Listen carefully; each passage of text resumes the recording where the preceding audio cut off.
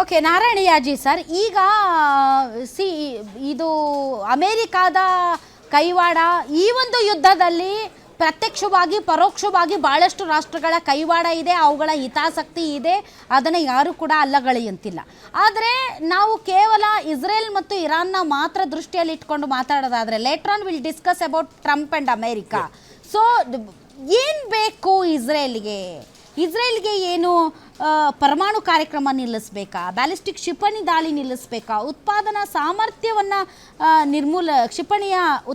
Ballistic ಕ್ಷಿಪಣಿಯ ಉತ್ಪಾದನಾ ಸಾಮರ್ಥ್ಯವನ್ನು ನಿರ್ಮೂಲನೆ ಮಾಡಬೇಕಾ, ಅಥವಾ ಭಯೋತ್ಪಾದನೆಯನ್ನು ಮೂಲೋತ್ಪಾಟನೆ ಮಾಡಬೇಕಾ?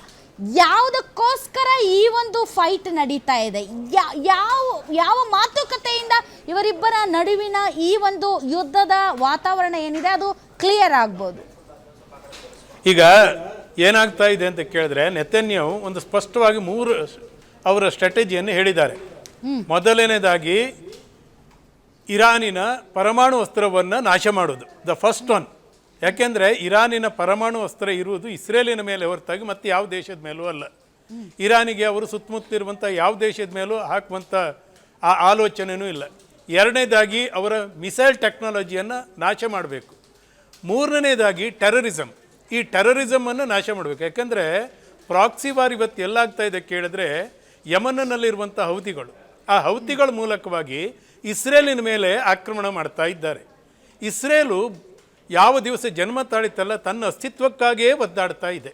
ಆ ಅಸ್ತಿತ್ವಕ್ಕಾಗಿ ಅದು ಬದುಕಬೇಕಾದಂಥ ಸಂದರ್ಭದಲ್ಲಿ ಅವರಿಗೆ ಈ ಪರಮಾಣು ಅಸ್ತ್ರ ಅಥವಾ ಮಿಸೈಲ್ ಟೆಕ್ನಾಲಜಿ ಸಕ್ಸಸ್ ಆದರೆ ಅದು ನೇರವಾಗಿ ತನ್ನ ಅಸ್ತಿತ್ವಕ್ಕೆ ಆಗೋದಿಲ್ಲ ಎನ್ನುವುದೊಂದು ಬಂದಿದೆ.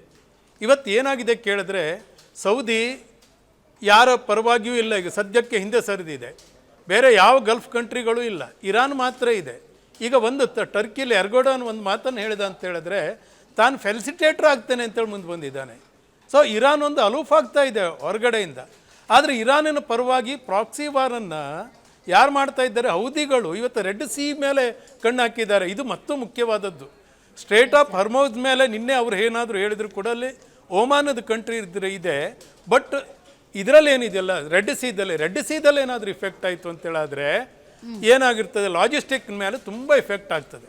ಅದೇ ಕಾರಣಕ್ಕಾಗಿ ಇವತ್ತು ಏನಾಗಿದೆ ಕೇಳಿದರೆ, ಆ ರೆಡ್ ಸೀದಲ್ಲಿ ಈ ಎರಡು ರೀತಿ ಶಿಪ್ಗಳಿರ್ತವೆ. ಒಂದು ಮರ್ಚೆಂಟ್ ಶಿಪ್ಪು, ಮತ್ತೊಂದು ಕಾರ್ಗೋ ಶಿಪ್.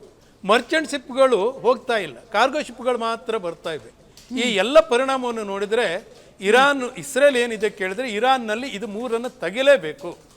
ಹೇಗೆ ಇರಾಕ್ನ ಮೇಲೆ ಅಮೆರಿಕ ಡೈರೆಕ್ಟಾಗಿ ಅಟ್ಯಾಕ್ ಮಾಡುತ್ತೋ, ಇದರಲ್ಲಿ ಪ್ರಾಕ್ಸಿಯಲ್ಲಿ ಇರಾನಿನ ಪರಮಾಣು ಅಸ್ತ್ರವನ್ನು ನಿರ್ಮೂಲನೆ ಮಾಡಬೇಕು ಅಂತೇಳಿ ಕುಳಿತುಕೊಂಡಿದೆ. ಹಾಗಾಗಿ ಇದು ಎಸ್ಕಲೇಷನ್ ಆಗ್ತದೆ. ನಮ್ಮ ಪರಮಾಣು ಶಸ್ತ್ರಾಸ್ತ್ರಗಳ ಒಂದು ಸಂಪೂರ್ಣ ನಿರ್ಮೂಲನೆ ಸಾಧ್ಯನೇ ಇಲ್ಲ. ಪರಮಾಣು ಕಾರ್ಯಕ್ರಮವನ್ನು ನಿಲ್ಲಿಸೋದಕ್ಕೆ ಸಾಧ್ಯನೇ ಇಲ್ಲ. ನೀವು ಅದನ್ನ ಕೇಳಿದರೆ ನಾವು ಪ್ರತಿರೋಧವನ್ನ ಒಡ್ಡೋದಕ್ಕೆ ಸಮರ್ಥವಾಗಿದ್ದೇವೆ, ನಾವು ಮಾಡ್ತೀವಿ ಅಂತ ಇರಾನ್ ಹೇಳ್ತಾ ಇದೆ. ಹಾಗಾದ್ರೆ ಇದು ಮುಗಿಯದ ಕಥೆ ಆಗೋದಿಲ್ಲ. ಆದ್ರೆ ಒಂದು ನೆನ್ಪಿಟ್ಕೊಳ್ಬೇಕು, ಈಗ ಇದರಲ್ಲಿ ಏನಾಗಿದೆ, ಜಗತ್ತಿನಲ್ಲಿ ರಷ್ಯಾ ಹಿಂದ್ಗಡೆ ಇದೆ, ಚೈನಾನು ಇರಾನಿನ ಕಡೆ ಇದೆ. ಆದ್ರೆ ಅವರಿಬ್ಬರಿಗೂ ಯುದ್ಧ ಬೇಡ. ಚೈನಾಕ್ಕಂತೂ ಜಗತ್ತಿನಲ್ಲಿ ಎಲ್ಲೂ ಯುದ್ಧ ಬೇಡ. ಯಾಕೆಂದ್ರೆ ಅವ್ರಿಗೆ ಮಾರ್ಕೆಟಿಂಗ್ ಪ್ರಾಬ್ಲಮ್ ಆಗುತ್ತೆ.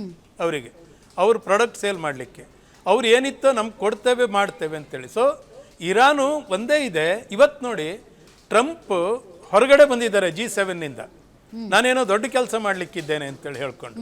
ಆ ಹೊರಗಡೆ ಬಂದಿರೋದ್ರಲ್ಲಿ ಮುಂದೆ ಏನಾಗ್ತದೆ ಅಂತ ಹೇಳೋದು ನೋಡಬೇಕು.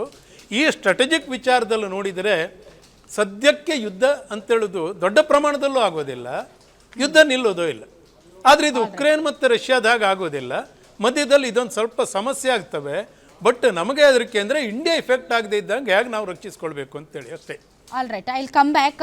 ಎಸ್, ತಲಕಾಡು ಚಿಕ್ಕರಂಗೇಗೌಡ್ರೆ, ಈಗ G7 ನಾಯಕರು ಒಂದು ರೀತಿಯ ಶಾಂತಿಯ ಪ್ರತಿಪಾದಕರು. ಅದರಲ್ಲೂ ಕೂಡ ನ್ಯಾಟೋ ರಾಷ್ಟ್ರಗಳು ಯಾವಾಗಲೂ ಕೂಡ ಶಾಂತಿಯ ಪ್ರತಿಪಾದಕರು.